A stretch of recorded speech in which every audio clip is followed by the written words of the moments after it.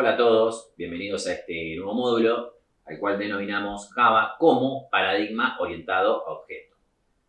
Bien, primero vamos a hacer una aclaración antes de hablar de los temas de este módulo, de este video, que no nos confunda el título. Java es un lenguaje orientado a objeto, siempre. En los módulos anteriores, si bien no hicimos énfasis en la filosofía del paradigma orientado a objeto, hemos utilizado características de la programación orientada a objeto. Lo que pasa es que le hemos dado más énfasis a otras cosas y cuando ya nos especificamos más en el código, nos orientamos más a explicar variables con tipos de datos primitivos. Los tipos de datos primitivos no siguen la filosofía de una programación orientada a objeto, pero hemos creado clases con métodos, hemos visto cómo crear ventanas y mostrar ventanas que utilizan conceptos de la programación orientada a objeto. Entonces, no es que Java puede ser orientado a objeto o no puede ser. Java es un lenguaje de programación orientado a objeto siempre. Nada más que a partir de este módulo vamos a incorporar muchos conceptos y vamos a ver muchos ejemplos que están incluidos dentro de la filosofía del paradigma orientado a objeto, como no lo están incluidos los tipos de datos primitivos. Los tipos de datos primitivos son tipos de datos que nos vamos a encontrar en casi todos los lenguajes y en lenguajes que no son orientados a objetos, en lenguajes estructurados, por ejemplo. Así que bueno, dicho esto, esta aclaración, vamos a empezar a explicar los temas de este video. Muy bien, hasta el momento le hemos dado bastante profundidad a qué es un lenguaje de programación, a este conjunto de instrucciones, a cómo se comunica con la computadora. Ahora lo que vamos a ver es de qué forma podemos programar. ¿Hay filosofías de programación, como hay filosofías de vida? ¿Hay filosofías de programación? Sí, las hay. ¿Hay paradigmas? Sí, los hay. Vamos a ver qué es un paradigma de programación. Vamos a ver tipos de paradigma que hoy están vigentes. Los vamos a ver y los vamos a nombrar y explicar muy brevemente.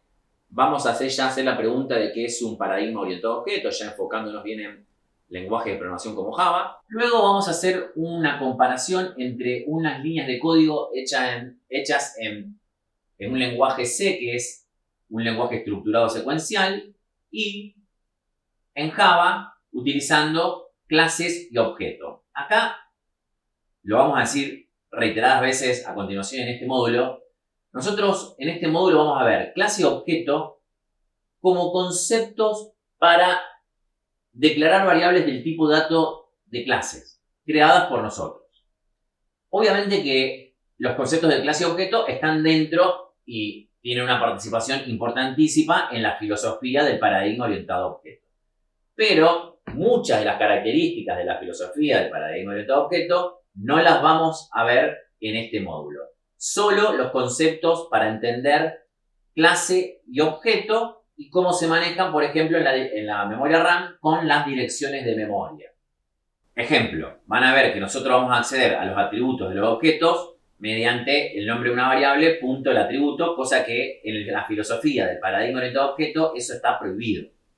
Entonces, tengan en cuenta eso. Ahora vamos a ver clase y objeto como concepto para la declaración de variables del tipo de dato de clase creada por nosotros, por ejemplo, y el manejo de objetos dentro de variables.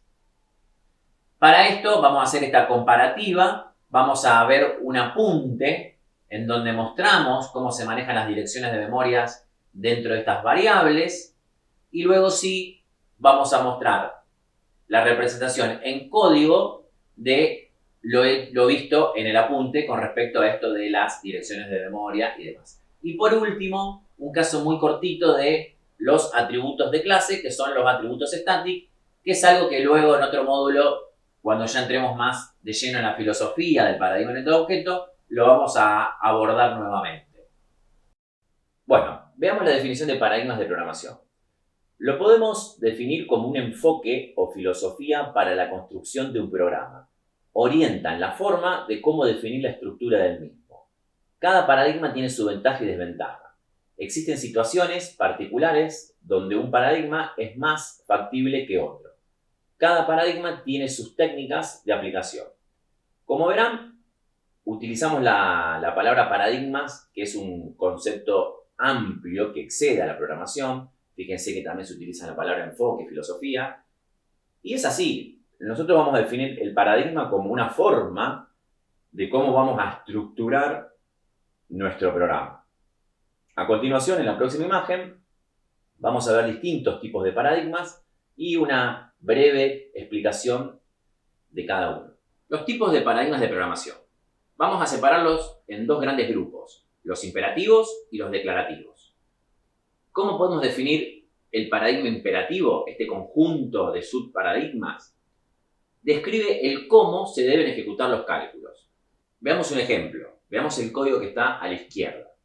Bueno, todavía no, en este punto del curso no vimos colecciones, pero imagínense que eso que dice meses en realidad es una variable que guarda adentro una colección. Imagínense una colección como una bolsa, ¿bien? Donde adentro tenemos un string que dice enero, un texto que dice enero, otro que dice marzo, otro que dice julio, otro que dice septiembre. Lo que estamos haciendo en ese código es, con un for mejorado, un for each, recorrer esa bolsa y preguntar. Fíjense la línea que dice if mes.equals julio. Estamos recorriendo cada elemento en la colección y preguntando si es julio. Si es julio, ponemos una bandera, una variable común y corriente en 1, y luego preguntamos si esa variable es igual a 1, quiere decir que julio está dentro de esa colección, de esa bolsa. Esto es el modo imperativo. ¿Por qué? Porque le estamos diciendo al microprocesador lo que tiene que hacer para poder encontrar ese string julio dentro de la bolsa, dentro de la colección. ¿Cómo tiene que buscar? ¿Qué dice la definición de los paradigmas declarativos? Describe el qué se debe ejecutar sin explicitar el cómo. Bien, nosotros ahora vamos a mostrar un pedazo de código, ya lo hemos visto en la imagen anterior, vamos a volver a ver la misma imagen, en donde vamos a reemplazar lo que explicamos recién en cómo buscar ese string julio dentro de esa colección, dentro de esa bolsa, en donde mostramos cómo le teníamos que ir diciendo instrucción por instrucción al microprocesador cómo tenía que encontrar ese string julio, recorrer un for, preguntar por un if, si estaba el string julio o no. Bien, ahora vamos a tratar de lograr el mismo objetivo, pero siguiendo una escritura en el lenguaje con una filosofía más del paradigma declarativo. Aquí hay que hacer una aclaración porque nos vamos a encontrar con muchos que estén escuchando este módulo y digan, ¿pero cómo? Java es un paradigma orientado a objetos. Sí, Java siempre, que creemos que siempre va a seguir la filosofía o el paradigma orientado a objetos. Pero podemos escribir código en Java siempre siguiendo los conceptos de clase, objeto, etcétera, etcétera, que podemos leerlo, el código, y decir, bueno, si bien están participando las clases, los objetos, los métodos, etcétera, etcétera, la forma en cómo estamos escribiendo este código podría seguir la filosofía o el paradigma declarativo. Por ejemplo, luego lo vamos a nombrar, pero en una versión determinada en Java aparecieron librerías que se incorporan a este gran mundo del paradigma orientado a objetos en Java, que hacen que la forma de escribir el código en Java se acerque más a la forma en cómo se escribiría un lenguaje en la filosofía o paradigma funcional. Pero lejos está Java ser un lenguaje de programación funcional. Es un paradigma orientado a objetos que con estas librerías incorpora código nuevo, siempre bajo la supervisión de las clases, objetos y métodos, pero incorpora código nuevo en donde la forma de escribir el código se asemeja a lo que sería un paradigma o una filosofía funcional. Bueno, veamos ahora el código que está a la derecha. Hasta la línea donde dice meses.add septiembre, estamos haciendo lo mismo que en el caso anterior. Estamos agregando elementos en esa colección, en esa bolsa, para luego buscar si ese elemento julio existe o no dentro de la bolsa, dentro de esa colección. Pero fíjense lo distinto. En esa línea que dice systemout.println, que en realidad ahí estamos mostrando por consola un resultado, pero luego entre los paréntesis que dice meses.contains y entre paréntesis el texto julio. Ahí no le estamos explicitando a Java cómo tiene que buscar el mes julio dentro de esa bolsa. Le estamos diciendo qué tiene que buscar. Eso que dice contains es una función, un método que dentro, por detrás, sin que nosotros lo veamos, hace algo muy parecido a lo que hicimos en el ejemplo del lado izquierdo. Lo que pasa que en el caso del lado derecho, estamos diciéndole, busca Julio dentro de la colección. Después, internamente, el microprocesador, encontrando ese método en las librerías, va a saber que tiene que hacer algo muy parecido a lo que está a la izquierda. Pero en el código, nosotros no le estamos diciendo, hace esto, hace esto, hace esto, hace esto, el cómo. Le estamos diciendo el qué tiene que hacer. Buscar Julio dentro de la colección. Y si está Julio, muestra está, y si no está Julio, muestra no está. Esa es un poco la idea para explicar un poquito esto del declarativo y el imperativo. Ese código que está a la derecha no utiliza estas librerías que nosotros luego vamos a nombrar relacionadas al paradigma funcional, al subparadigma funcional. Es un método bastante viejo relacionado a las colecciones en Java. Fíjense que ya sin saber o sin estar este paradigma funcional tan latente en estos últimos años, antes ya existían los métodos y ya había una forma de escribir que se podía asemejar a la filosofía funcional. ¿Bien?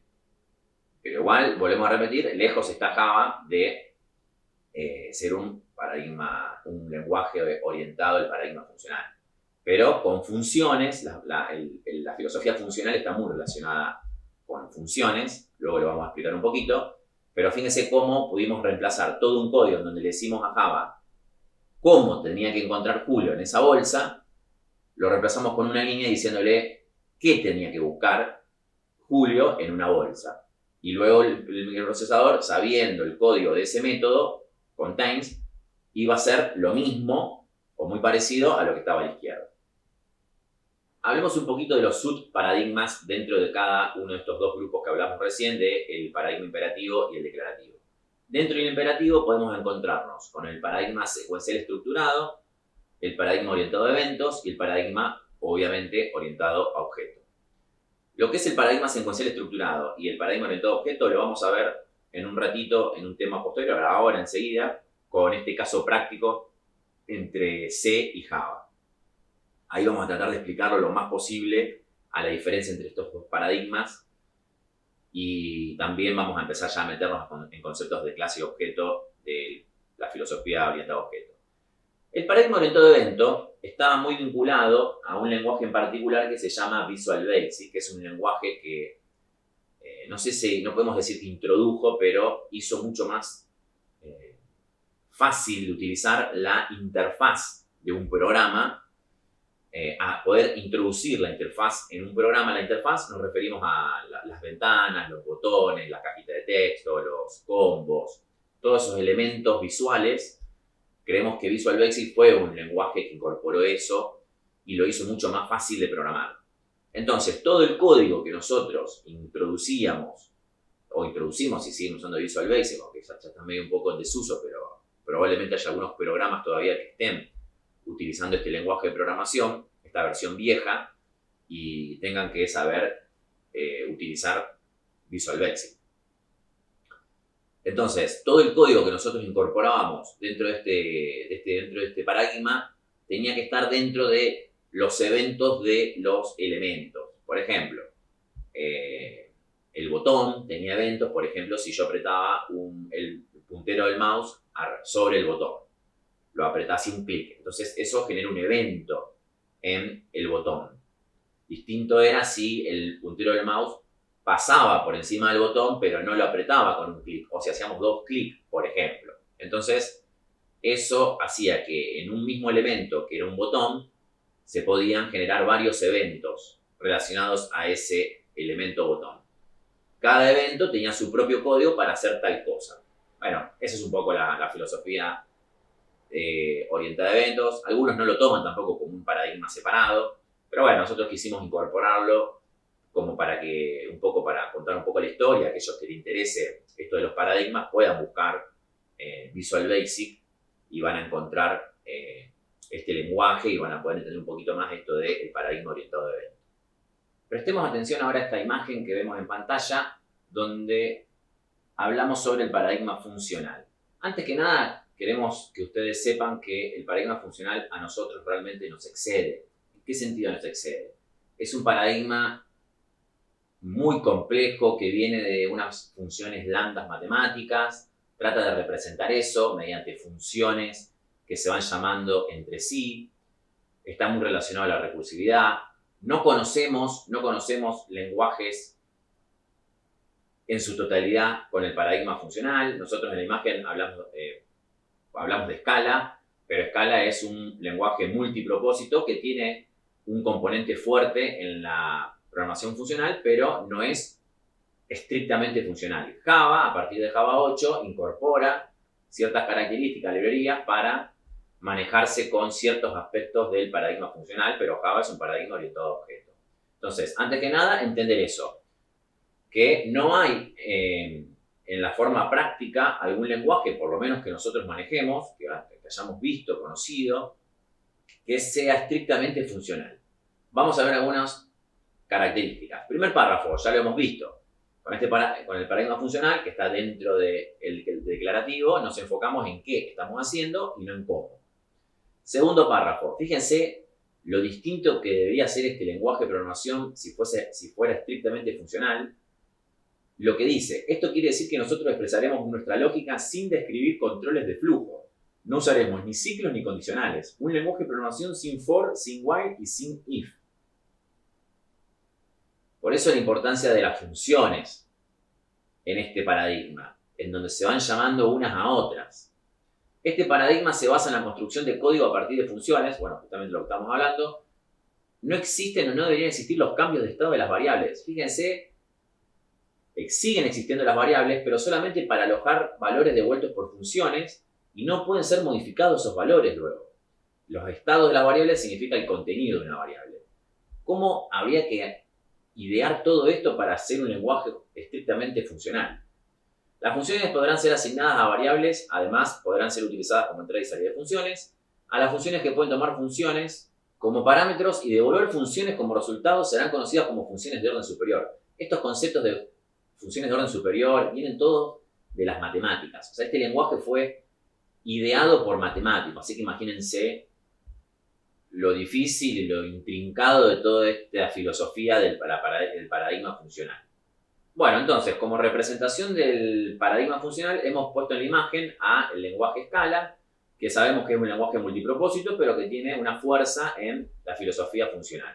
No es un lenguaje que nosotros manejemos ni hayamos trabajado demasiado, por lo cual tampoco vamos a hacer mucho hincapié en esto. Java, a partir de Java 8, incorpora dos características, que son lo que son las funciones lambda o las expresiones lambdas, y los string, que nos ayudan a escribir código de una manera muy cercana a la filosofía funcional. Pero tengan en cuenta que Java es un paradigma orientado a objetos.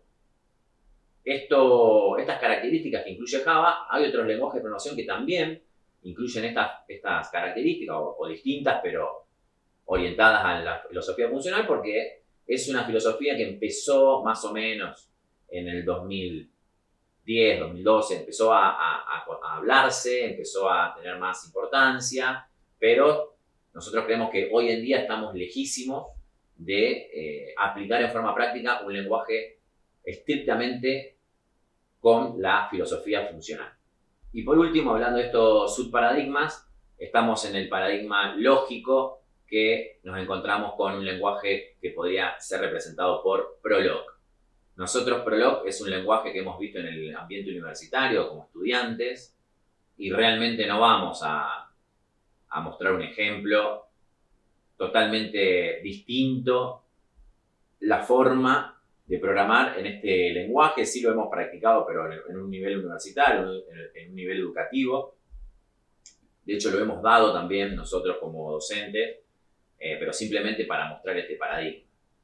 Así que bueno, no vamos a hacer un caso práctico tampoco de este paradigma lógico, sí saber que existe, sí que sigue un poco la filosofía de estos paradigmas declarativos, donde nosotros tenemos que decir el qué al microprocesador, pero la forma es muy distinta. Es un lenguaje conversacional entre el usuario y el lenguaje, que tiene una base de conocimiento, entonces nosotros hacemos una especie de preguntas a esa base de conocimiento. es bastante distinto a lo que nosotros podemos estar acostumbrados a ver. Lo dejamos para que aquellos que tengan interés en analizarlo lo van a entender con cualquier video tutorial o video que vean por la web. Nosotros vamos probablemente a hacer un módulo, pero que exceda este curso de Java parte 1, lo haremos en otra lista de reproducción, en otra parte del canal.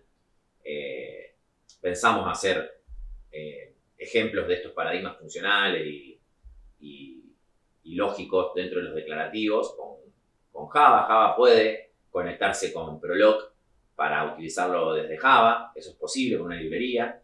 Así que bueno, eso quedará para otro módulo, en otra lista de reproducción, no en este curso Java parte 1. Hemos terminado con la explicación de estos paradigmas dentro del imperativo y declarativo. Ahora vamos a ver este ejemplo. Antes, vamos a leer una definición del paradigma orientado a objeto y luego sí nos abocamos a este ejemplo en donde queremos mostrar esta evolución supuestamente mejorada de un lenguaje estructurado a un lenguaje orientado a objetos. Vamos a ver estas definiciones de paradigma orientado a objetos. Es un paradigma de programación que parte, esto lo sacamos de Wikipedia, el primer párrafo que van a encontrar en Wikipedia es lo que copiamos y pegamos acá. Hay un montón de definiciones del paradigma orientado a objetos, hay un montón de formas de querer explicarlo. Nosotros vamos a nombrar esto simplemente, lo vamos a explicar a partir de este módulo en adelante en todos los temas, porque todo sigue en Java la filosofía del paradigma orientado a objetos, por lo cual todos los temas que vamos a ver a partir de este módulo están vinculados a esta filosofía. Es un paradigma de programación que parte del concepto de objetos como base, los cuales contienen información en forma de campos, a veces también referidos como atributos o propiedades, y código en forma de métodos. Los objetos son capaces de interactuar y modificar los valores contenidos en sus campos o atributos, estado, a través de sus métodos. Comportamiento. Estado y comportamiento son dos palabras importantes en esta característica de la filosofía orientada a objeto. Y luego agregamos nosotros un párrafo que es un intento de imitar mediante un lenguaje de programación al mundo real y sus características. Esto, a medida que avancemos en esta filosofía, vamos a ver que muchos conceptos muy vinculados a la filosofía del paradigma orientado a objeto están también en nuestra vida real. Y eso es para nosotros lo que en cierto punto intenta hacer este paradigma, imitar al mundo real. Imitarlo siempre en el contexto donde se estudie el paradigma, en el ámbito en donde se aplique ese código. Pero bueno, obviamente lo generalizamos al mundo real. Recordemos de módulos anteriores que Java se crea en el año 95 como un lenguaje orientado a objeto.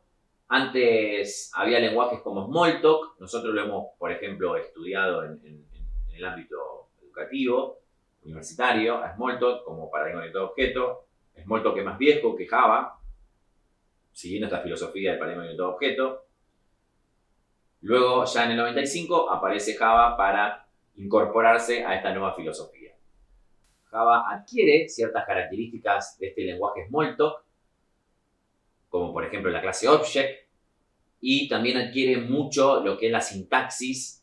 No tiene mucho que ver con Smalltalk y sí está muy vinculado con el lenguaje C. La sintaxis de C, que es un lenguaje del paradigma estructurado, anterior a Smalltalk. Los paradigmas estructurados ya estaban antes que el paradigma orientado a objeto. Java adquiere un montón de ese código, de esa sintaxis, de lo que era C. Así que bueno, dicho esto, ahora sí vamos a ver este ejemplo en donde vamos a empezar a profundizar a partir de ahora de este tema que viene en la programación, el paradigma orientado a objeto. Vamos a empezar con un enunciado bastante simple en donde tenemos que ingresar todos los datos de una factura y luego mostrarlos. Y nos aclara que una factura tiene los siguientes datos: un número de factura, un quit del cliente y el importe total de la factura. ¿Qué podemos empezar a interpretar acá? Que va a haber tres valores. Uno va a ser un número entero, que va a ser el número de factura. Otro va a ser un string, que va a ser el quit del cliente. Y otro va a ser otro int, otro entero, que va a ser un importe total de la factura. Pero la característica es que esos tres valores están relacionados en que pertenecen a una misma factura. Ahora vamos a ver el ejemplo de cómo lo veníamos trabajando, en donde esos tres valores van a ser asignados a tres variables independientes.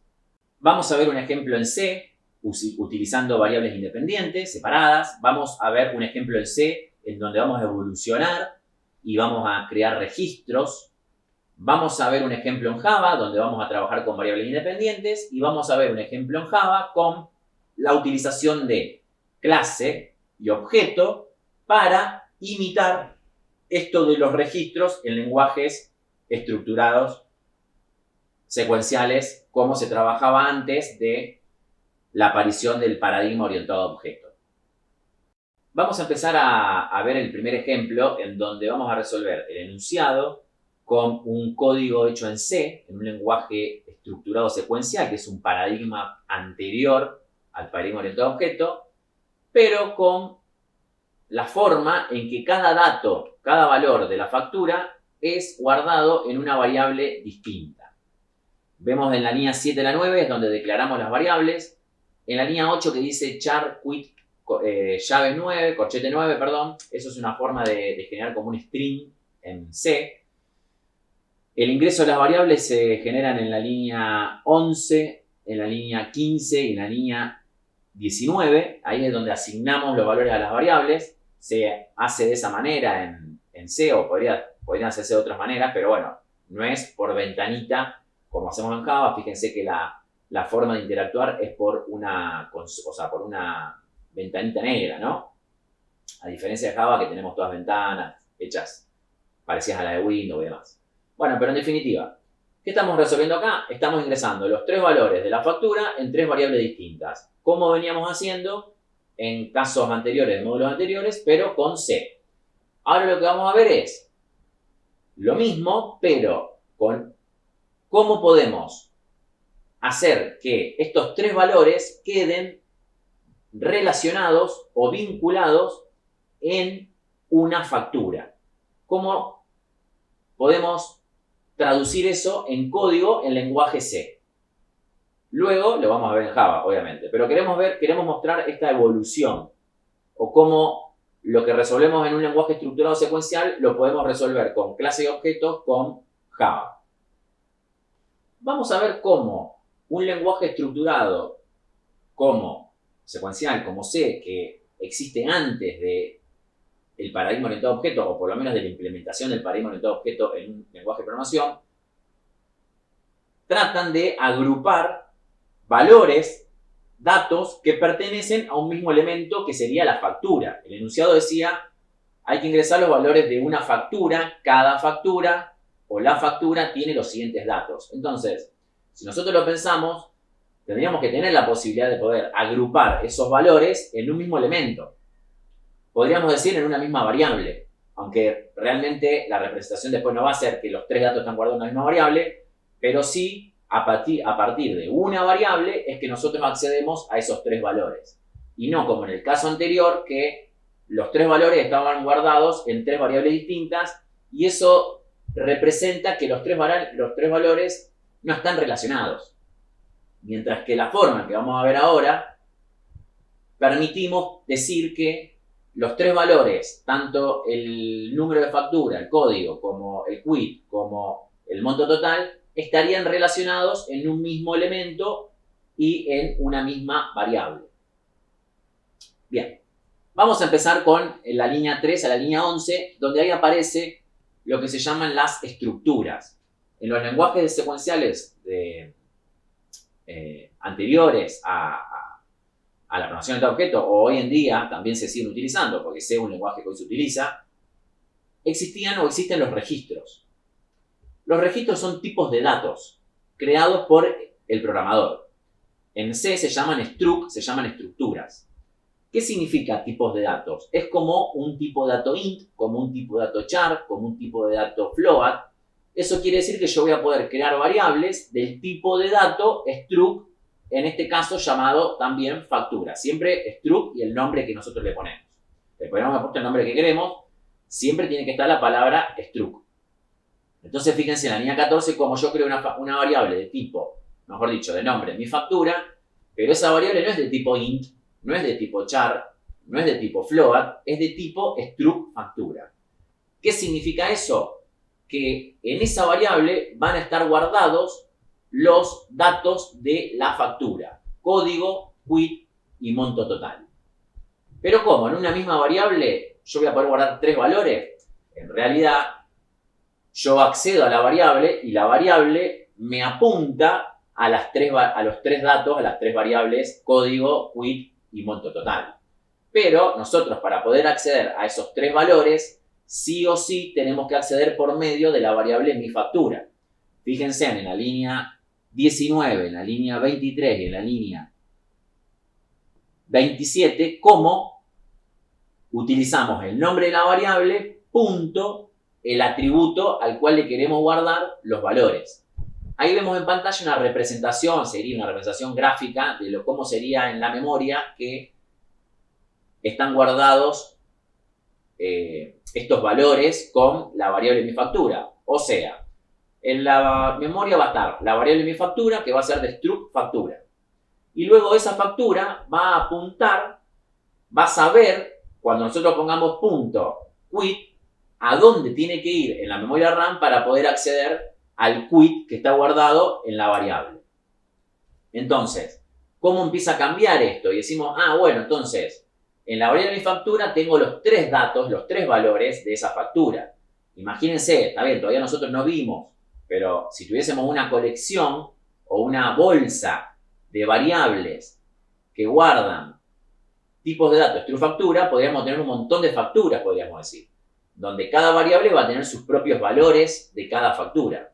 Eso es lo que se intenta hacer con estos tipos de datos, en este caso struct, llamado factura, le ponemos puesto otro nombre, o comúnmente llamado en los lenguajes de paradigma secuenciales, registros.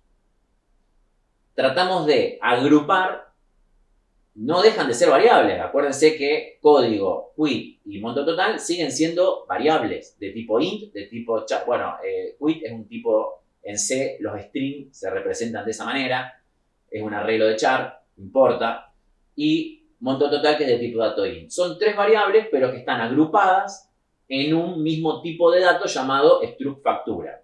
Entonces, empieza a aparecer esto que el programador puede crear sus tipos de datos. Las variables pueden ser de tipos de datos creados por el programador. Muy importante. En Java vamos a poder hacer esto con clases.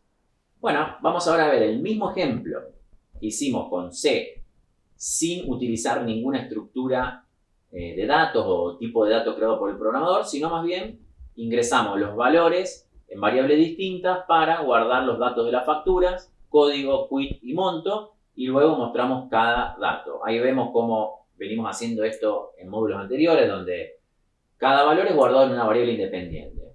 Esto lo vamos a modificar ahora mismo con un ejemplo en Java, obviamente, utilizando clase y objeto. Y ahí vamos a empezar a implementar esto de clase y objeto como concepto, como tipo de dato.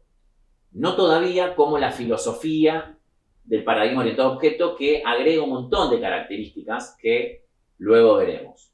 Y llegamos finalmente al ejemplo de la utilización de clase y objeto.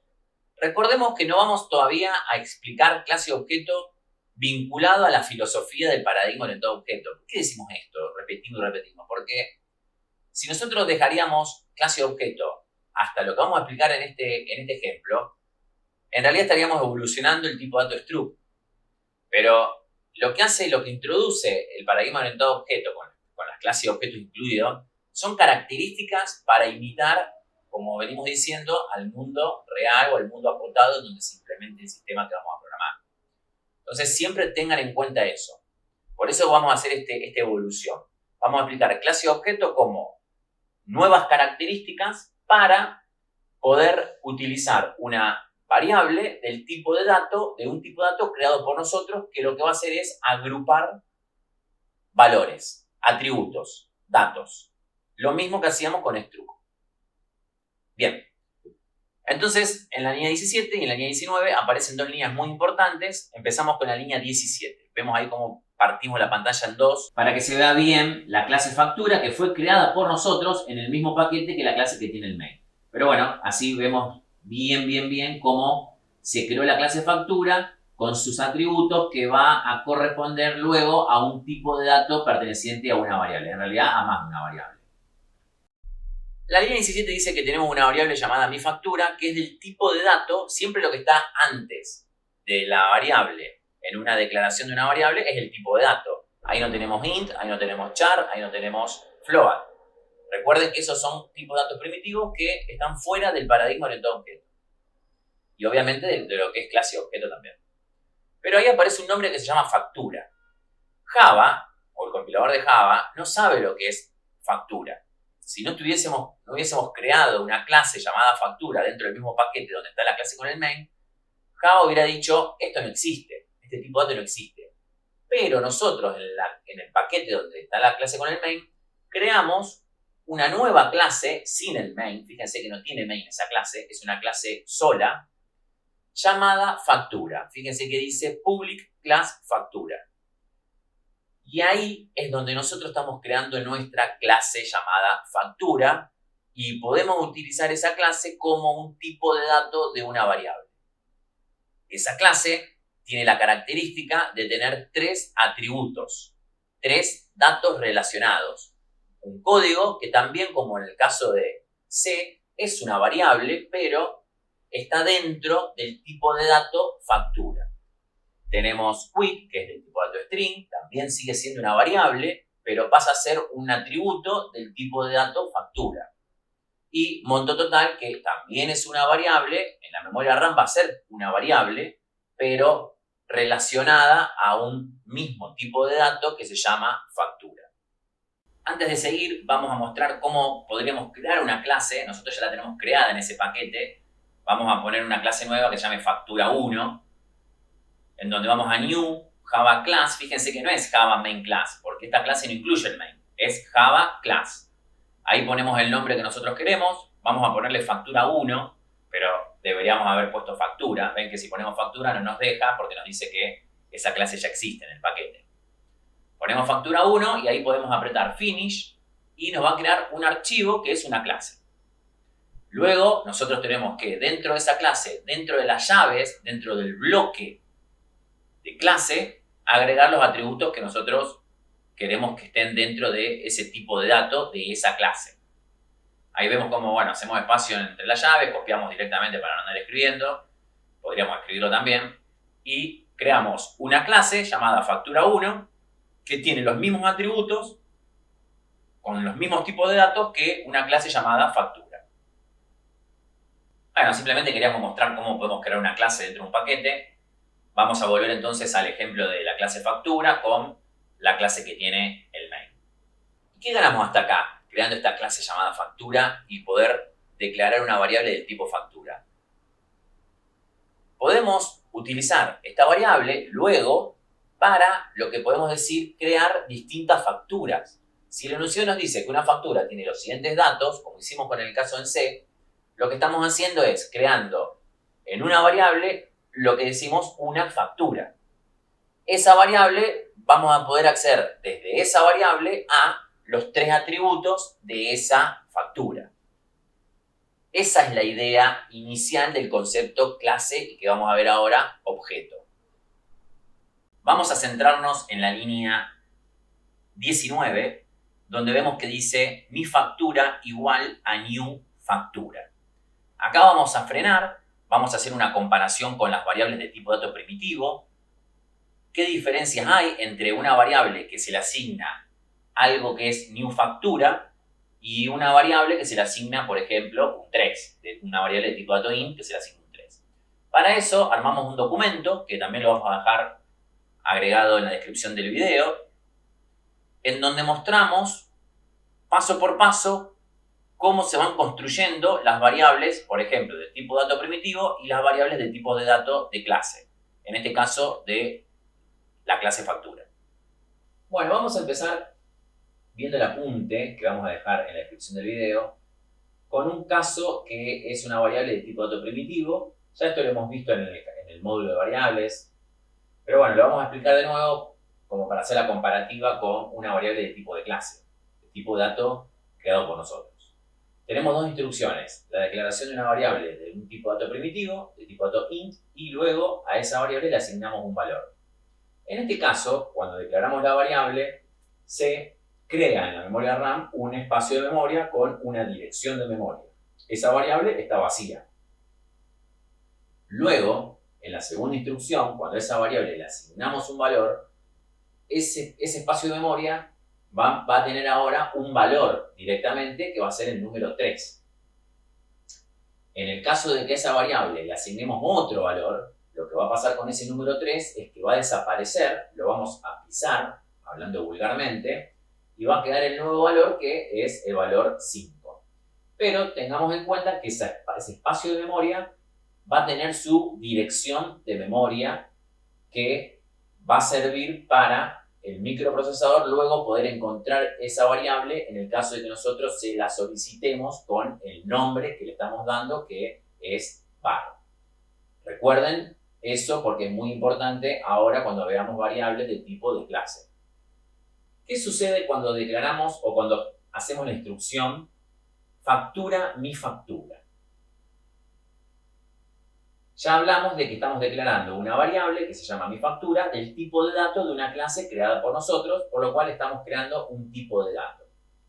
Cuando nosotros declaramos una variable, como en el caso anterior, igual que en el tipo de dato primitivo, estamos creando un espacio de memoria, en la memoria RAM, que tiene su dirección de memoria, para que después, cuando nosotros volvamos a utilizar esa variable, en alguna parte del código, el microprocesador pueda encontrar, a partir del nombre mi factura, en realidad lo relaciona con la dirección de memoria y poder encontrar esa variable en la memoria RAM.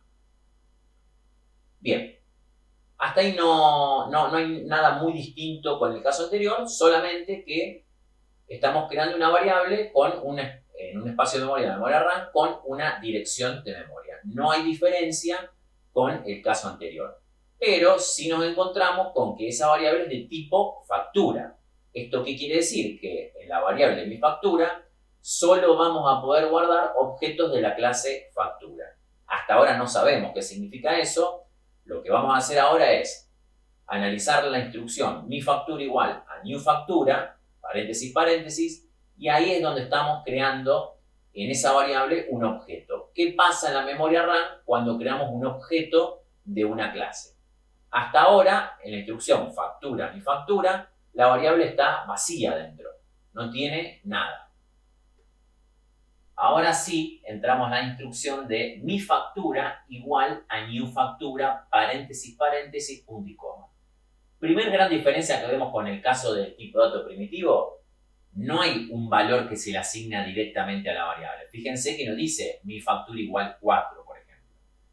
Dice mi factura igual new factura. Cuando encontremos en un código la palabra new y luego el nombre de una clase, lo que estamos haciendo ahí es creando o instanciando un objeto de la clase factura en la variable mi factura. Eso es lo que estamos haciendo en esa instrucción, para decirlo verbalmente. Ahora vamos a tratar de explicar qué pasa dentro de la memoria RAM, qué pasa con las direcciones de memoria. Sabemos que la variable mi factura tiene una dirección de memoria. Cuando nosotros instanciamos o creamos un objeto de esa clase en la variable, lo que está pasando es que se va a guardar en la variable mi factura otra dirección de memoria. Y esa dirección de memoria, ¿qué significa? Esa dirección de memoria apunta, le decimos apunta a la posición de memoria en la memoria RAM de esa dirección de memoria, que en este caso sería AACC, y esa dirección de memoria, esa posición de memoria en la memoria RAM, tiene los tres atributos guardados de forma correlativa que construyen los atributos del objeto. Entonces, cuando estamos trabajando con una variable de tipo de clase, de tipo de dato de una clase, vamos a tener dos direcciones de memoria relacionadas en esa variable. Una va a ser la dirección de memoria propia de la variable, mi factura. la otra dirección de memoria, cuando instanciemos o creemos un objeto de esa clase dentro de la variable, vamos a encontrarnos con otra dirección de memoria que va a apuntar a los atributos, nosotros los representamos como con una burbuja, a los atributos de ese objeto, que van a estar en otra posición de memoria de la memoria RAM. Por eso es muy importante entender que si nosotros queremos mostrar la variable mi factura solamente, fíjense en el recuadrito que está abajo, nos va a mostrar Java la dirección de memoria. No nos va a mostrar justamente la dirección de memoria, nos va a mostrar una cosa parecida, pero todos unos caracteres que en realidad representan a la posición de memoria de la variable, mejor dicho, del objeto, que sería en este caso AAACC, lo que está dentro de la variable mi factura. Por eso, como en el caso de struct, que veíamos en el caso de C, necesitamos, luego del nombre de la variable, poner un punto y el atributo que queremos o mostrar o asignarle un valor. Depende de lo que querramos hacer. Si le queremos asignar un valor, tenemos que poner igual del valor que le queremos asignar. Y si queremos mostrarlo, directamente el nombre de la variable punto el atributo. Pero nunca podemos solamente poner el nombre de la variable que guarda un objeto, porque nos mostraría una especie de dirección de memoria. La representación de una dirección de memoria que en realidad Java no muestra la dirección de memoria real, pero muestra una representación de esa dirección de memoria. Entonces, muy importante a tener en cuenta, cuando una variable guarda dentro una instancia, un objeto de una clase, en este caso factura, lo que guarda dentro es una dirección de memoria que apunta a los atributos de ese objeto. Vamos a ver ahora, por ejemplo, una nueva variable a la cual le llamamos mi factura 2, que también es del tipo de clase, del tipo de dato factura. ¿Qué va a pasar acá? Vamos a encontrarnos con otra variable que va a tener su propia dirección de memoria y esa variable va a estar vacía. Pero sabemos que adentro solamente le podemos guardar objetos o instanciar, se dice de esa manera también, objetos de la clase factura. Pero por el momento esa variable está vacía. Ahora, ¿qué puede guardar esa variable? Objetos de la clase factura. ¿Eso qué significa? Que esa variable va a tener adentro direcciones de memoria que apuntan a objetos de la clase factura. Ahora, a esta variable lo que le hacemos es crearle o instanciarle un objeto de la clase factura, de la misma manera que hacíamos con la variable mi factura. Mi factura 2 igual new factura, paréntesis que abre, paréntesis que cierra, punto y coma. Ahí lo que vamos a estar haciendo es instanciando o creando un objeto de la clase factura en esa variable. ¿Qué pasa entonces?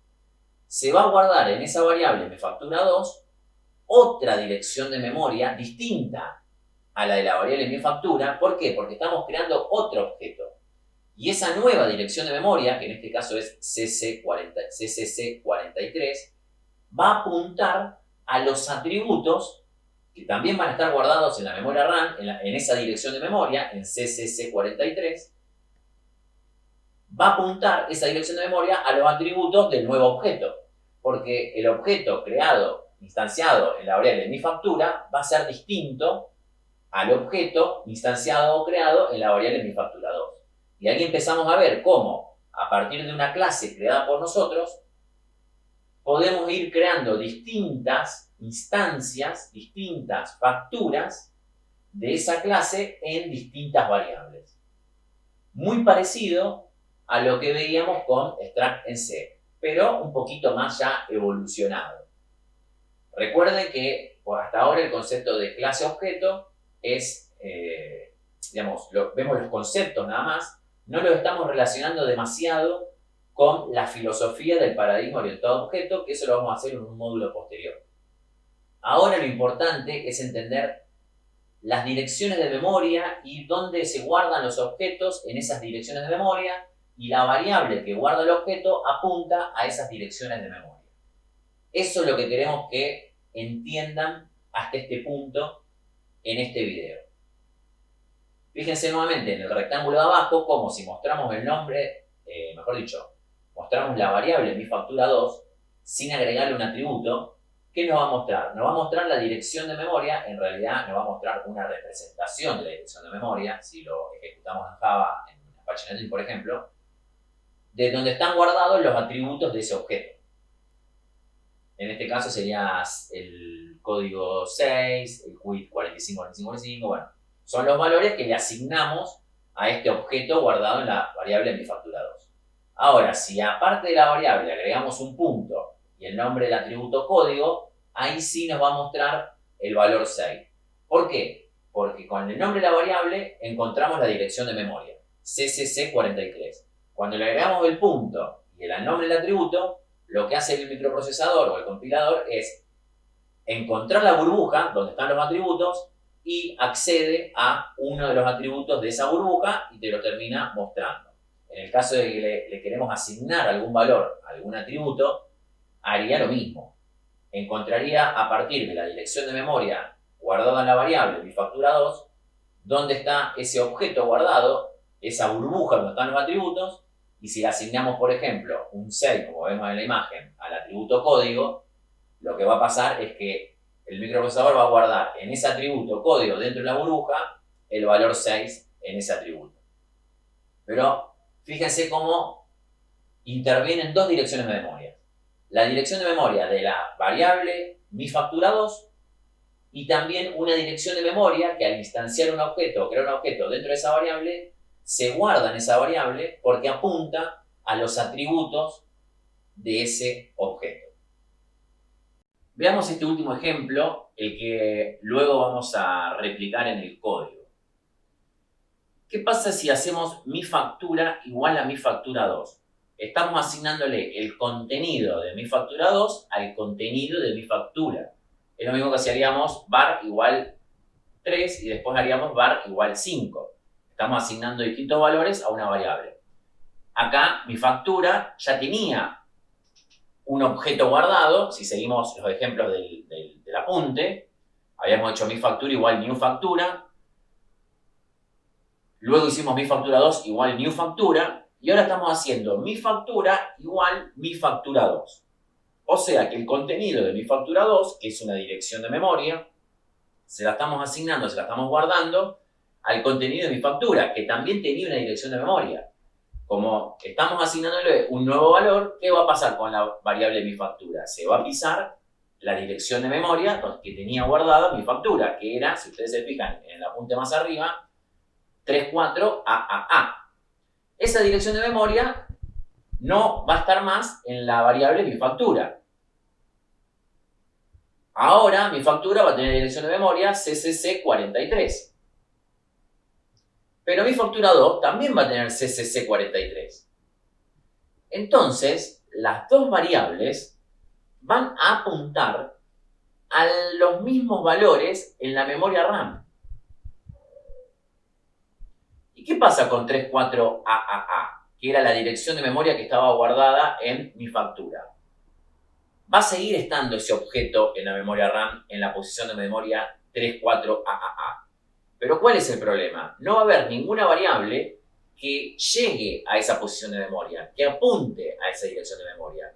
Porque esa dirección de memoria estaba guardada en MiFactura. Como la pisamos, ahora no va a haber ninguna variable que apunte a ese objeto. Ese objeto, ¿qué va a terminar haciendo? Se va a terminar desapareciendo en la memoria RAM. La máquina virtual de Java lo va a borrar. ¿Por qué? Porque la máquina virtual de Java entiende que ninguna variable apunta a ese objeto.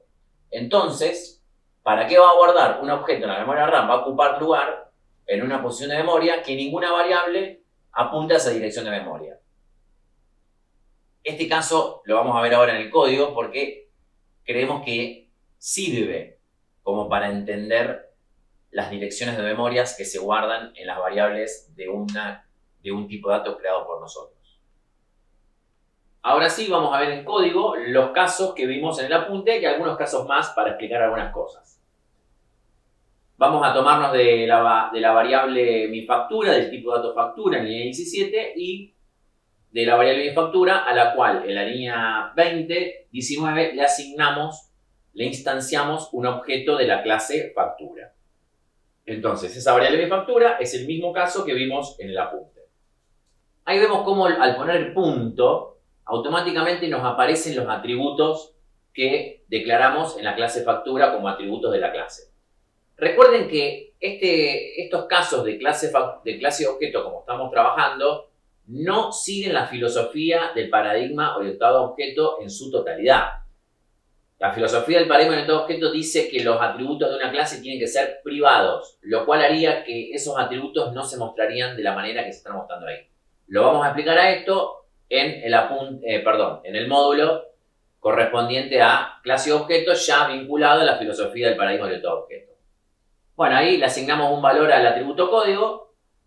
Ahí vemos cómo lo que hablábamos recién, que tratamos de asignarle un valor, un literal numérico a la variable mi factura y no nos deja. Porque la variable factura solamente permite objetos de la clase factura que van a terminar siendo dentro de esa variable direcciones de memoria. Por eso es que esa línea no es permitida en el código.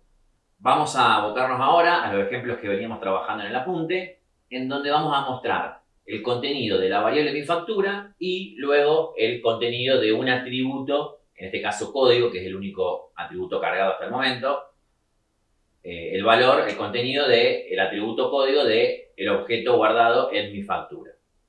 Para que vean cómo muestra lo que nosotros hablamos cuando explicamos el apunte, la dirección de memoria que estaría guardado en mi factura, que en realidad ahora vamos a ver cómo lo representa Java, esa dirección de memoria, y luego sí, al poner el punto y el atributo, termina mostrando el contenido. ¿Ven? Ahí se ve la dirección de memoria, en realidad no es la dirección de memoria, pero es una representación de la dirección de memoria que está guardada en la variable mi factura, que en realidad es la dirección de memoria o la representación de la dirección de memoria del objeto que está guardado en la variable mi factura.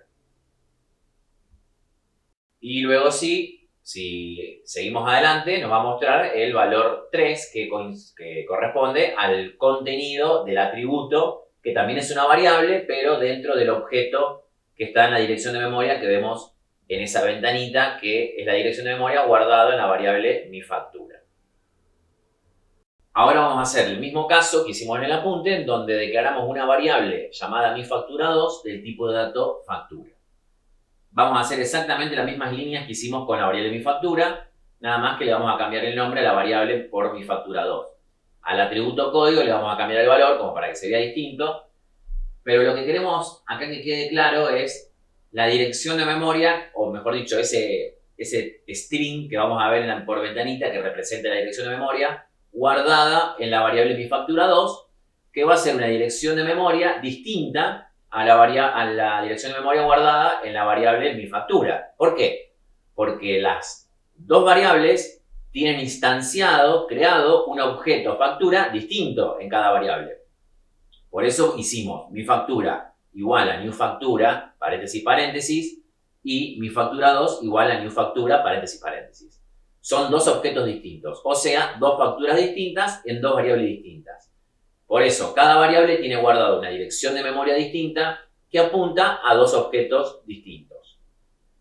Bueno, en realidad ahí estamos viendo la representación de la dirección de memoria guardada en la variable mi factura. Lo que pasa es que estamos ejecutando de nuevo el programa y esa ventana corresponde a la línea 23. Ahí sí vemos cómo damos OK a esa ventanita, nos va a mostrar el código 3. Ahora van a ver el valor 3 porque correspondía a las instrucciones de la variable mi factura. Y ahora sí, si avanzamos sobre esta ventana, vamos a ver la representación de la dirección de memoria guardada en la variable mi factura 2, que es distinto a la dirección de memoria guardada en mi factura. Y bueno, y si aceptamos esa ventanita, nos va a mostrar el código, el valor 6. Ahora proseguimos con el caso en que el contenido de mi factura 2 se lo asignábamos a el contenido de mi factura, por lo cual iban a terminar ambas variables teniendo dentro la misma dirección de memoria, por lo cual iban a apuntar al mismo objeto en la dirección de memoria, por lo cual íbamos a poder acceder desde esas dos variables a los mismos valores de los atributos de el objeto guardado en mi factura 2 originalmente, que ahora ambas variables apuntan a el mismo objeto. Corremos de nuevo el archivo, bueno, ejecutamos todas las líneas previas, Eso es lo anterior, lo de mi factura, ahora aparece lo de mi factura 2.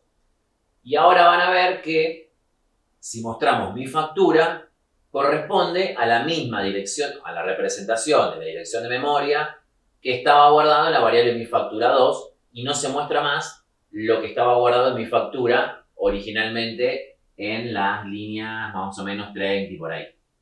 Eso porque se pisó la dirección de memoria guardado en mi factura. Recuerden que al hacer esto, el objeto que estaba guardado en la dirección de memoria originalmente en mi factura va a llegar a un punto que va a desaparecer de la memoria RAM porque la máquina virtual de Java va a entender que es un objeto que está perdido porque no hay ninguna variable que pueda acceder, apuntar a ese objeto, por lo cual es un objeto que quedó en desuso.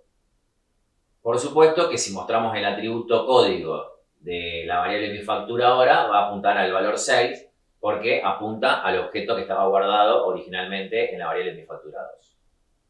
Bueno, con esto vamos a terminar con el manejo de clase y objeto como concepto. Recuerden que cuando lo veamos nuevamente incluido dentro de la filosofía del paradigma orientado-objeto, vamos a tener que modificar ciertas características de lo que venimos viendo.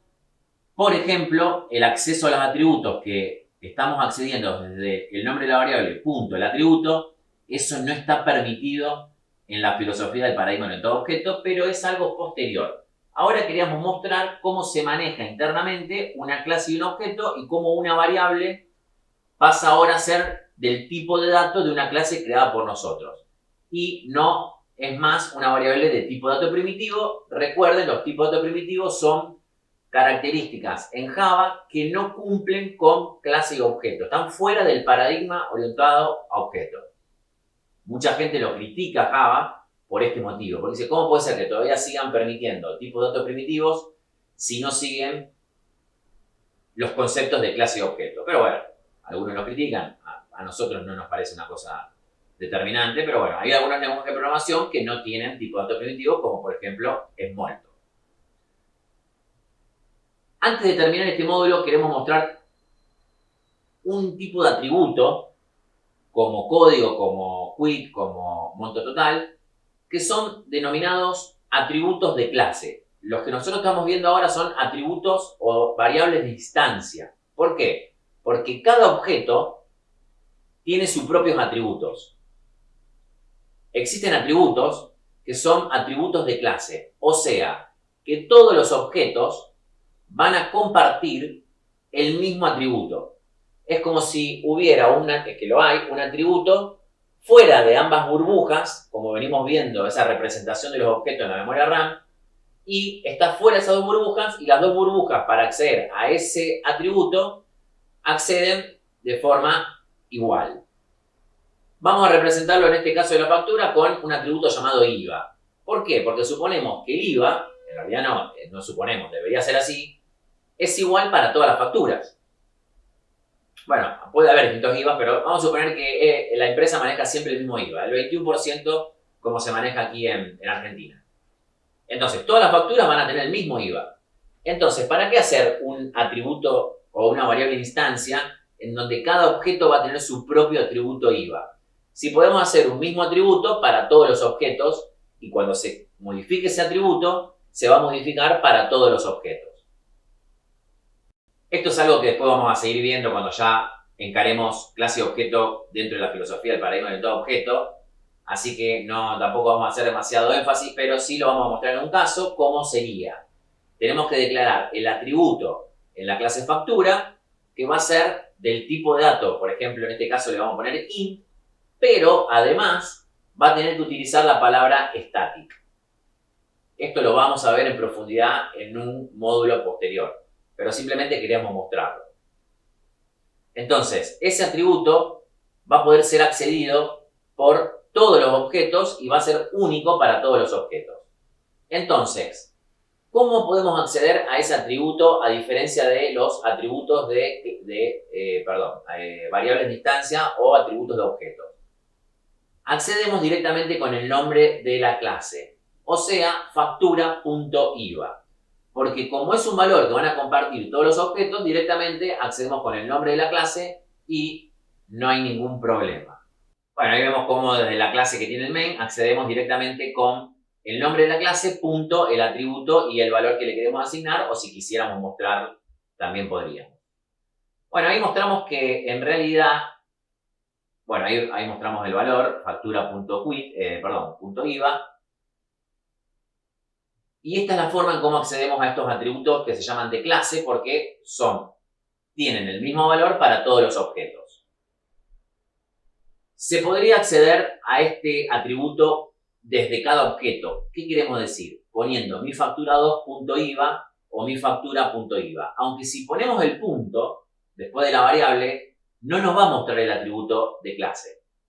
Esto es porque Java no recomienda que se acceda al atributo de clase mediante objetos, que directamente se acceda por medio del nombre de la clase. Pero esto lo vamos a ver posteriormente, así que no es tampoco tan importante ahora. Pero bueno, queríamos ver, ya que estamos hablando de atributos, de clase, de objetos, queríamos mostrar, o variables de instancia también llamado, queríamos mostrar que existen estos atributos de clase.